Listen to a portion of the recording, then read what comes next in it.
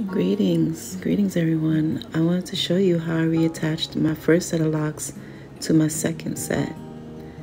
And this is the end result. I left bangs because I think they're cute. But let's go get into it. I started without you, so you're gonna see me put in this one. That's why the video is so short, because I'm only doing one for you. One is enough, right? Alright, you're gonna need a rat tail. And you're going to want to comb out the end of the lock that was chopped. So basically the blunt end of that lock, you're going to comb it out real good. Comb out at least about 1 inch worth of hair. And it should look like this, nice loose hair. Then you're going to pick a lock from your head that you want to attach that lock to. Now I like to choose a lock that is equal in width, like thickness, because it just looks more clean when it's finished.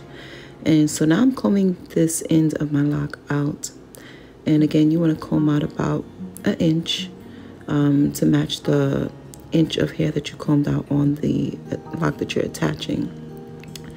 And once you do that, you want to make sure it's nice and open. You're going to take the lock that you're attaching and you are going to layer it one over the other. It doesn't matter which one you layer over the other. You're just going to layer it one over the other so that you can treat it as one piece of hair. Because now what you're going to do is you're going to braid them together as one. Okay. Now you're not braiding two separate pieces together. You are overlapping them and you're braiding them as if it's one piece. So you're going to separate them as if you're doing, the 3-strand method with your braid, and you're just going to braid it nice and tight. Don't do a loose braid. Braid it nice and tight. So you're going to braid the braid really close together. No looseness, no gaps. Once you're done, you're going to have a little baby braid in the middle of your 2 locks that you're attaching. Okay, that baby braid should look like that. Isn't it so cute? Okay, and so once it looks like this, you are going to take a tool. The tool you're going to need is the crochet needle. And so you're going to take that crochet needle and you are going to stick it through the top of your lock, the lock that is attached to your head. But when you stick it through, you're going to stick it right above where the baby lock is. So it's going to look like this. Okay, stick it right above where that baby lock begins. And then you are going to loop over the baby lock on the hook, and you're going to close the hook latch. You're going to close the hook latch. That's going to lock the baby lock in there so that you can pull it through your lock. Now, when you do this, if your locks are tight, it's going to be a bit of a struggle, but it will come through, and then it'll be on the other side. And you're going to repeat this action over and over again, one over the other. So you loop it through one over the other very tight. You don't want any gaps in looping this, okay?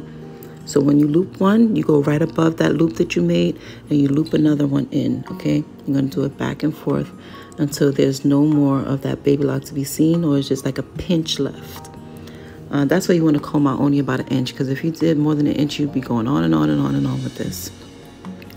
So now I'm doing the last one. As you see again, it's going to get a little harder to do the last one because you're working with a teeny piece of hair.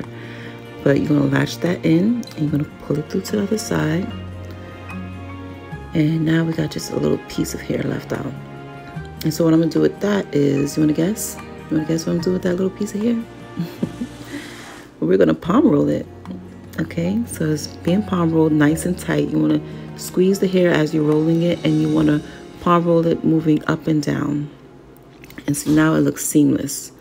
It doesn't look like there's, no attachment. You can't tell where one start and one end. It's like flawless.